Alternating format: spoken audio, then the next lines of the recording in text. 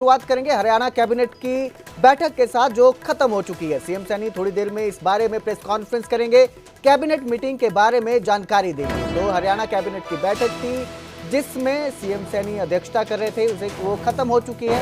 अब सीएम सैनी थोड़ी देर में इस पूरी मीटिंग के बारे में जानकारी देंगे। बता दें कि बैठक में मानसून के सत्र के बारे में विचार विमर्श को लेकर चर्चा के बारे में बताया जा रहा है। साथ ही इसके अलावा कर्मचारियों से संबंधित मुद्दों को लेकर भी इस बैठक में चर्चा हुई है। तो हरियाणा कैबिनेट की यह बैठक अब खत्म हो चुकी है, जिसकी जानकारी कुछ ही देर में सीएम सैनी प्रेस कॉन्फ्रेंस करके देंगे।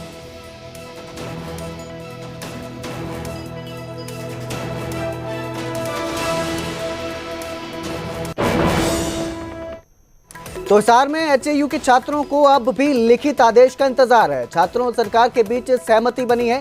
सहमति के बाद भी छात्रों को लिखित आदेश नहीं मिला। तो छात्र इस पर बोले हैं कि 27 जून को वो हिसार एग्रीकल्चर जो यूनिवर्सिटी है उसे बंद करेंगे। छात्र कमेटी ने कहा कि हमारे प्रतिनिधि मंडल और सरकार के बीच सबसे पहले इस बात पर सुलह हुई थी कि वीसी को 6 महीने की छुट्टी पर भेज दिया जाएगा। साथ ही रिटायर्ड जज और आईएएस की कमेटी बनाई जाएगी जो पूरे मामले की जांच करेगी। लेकिन अभी तक सरकार की तरफ से कोई भी लिखित आदेश नहीं आया है, जिसके बाद अब छात्रों ने आगे इस पर आंदोलन करने की बात कही है। उन्होंने कहा है कि आगे वो जल्द ही 27 जून को हिसार एग्रीकल्चर यूनिवर्सिटी को बंद करेंगे।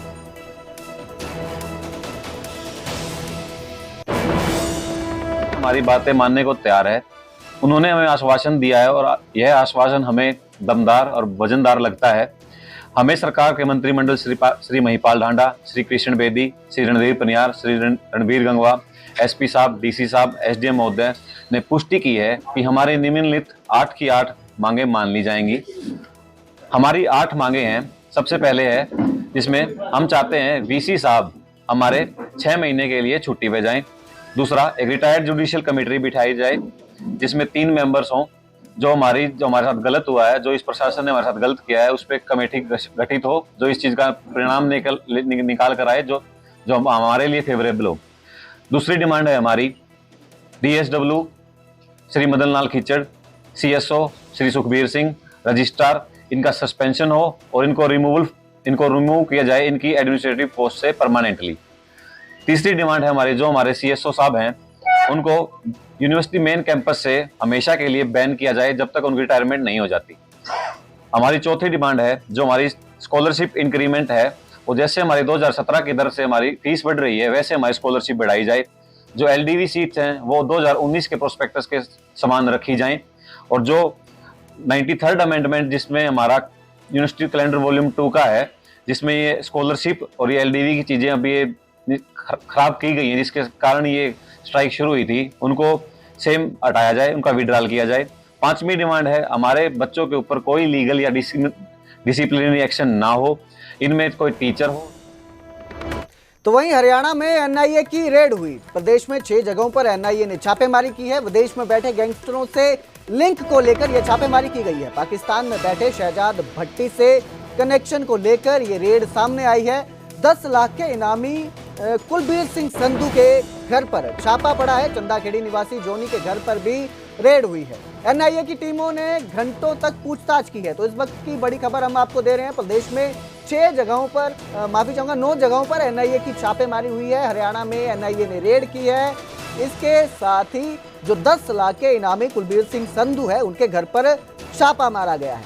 तो एनआईए की टीम ने कई घंटों उनसे पूछताछ की। सिंह सिद्धू और इस पे एनआईए ने 10 लाख रुपए का इनाम रखा है और हम भी इसके पर मंथ और चेकिंग करते रहते हैं। लेकिन ये विदेश में तो सर आज एनआईए क्या पूछताछ कर रही है? आज एनआईए अपना पूछताछ कर रही है। आई हो या अभी कुछ पता नहीं। तो वहीं करनाल पुलिस लाइन में भी एनआईए ने रेड की। कई घंटे से पूछताछ की जा रही है। पुलिसकर्मी के घर पर ये पूछताछ जारी है। सुबह आरकेपुरम में पूछताछ हुई थी। अशोक भाटिया के घर में पूछताछ हुई थी। एनआईए की टीम ने 3 घंटे तक जांच की। पैसे की ट्रांजैक्शन से लेकर यह मामला जुड़ा हुआ है। अशोक भाटिया के बेटे की तरफ से ट्रांजैक्शन की गई है। बताया जा रहा है कि उनका बेटा अमेरिका में रहता है। अशोक भाटिया का जो ये बेटा है करनाल के आरकेपुरम में पूरा परिवार रहता है। करीब 3 घंटे तक परिजनों से पूछताछ हुई है। आपराधिक प्रवृत्ति के युवक को पैसे दिए गए हैं। ट्रांजैक्शन के तार पंजाब में किसी मामले से जुड़े हैं। अमेरिका में ये युवक रहता है जिसने ट्रांजैक्शन की है, जिसके बाद एनआईए की टीम यहां पे पहुंची और परिवार से पूछताछ की।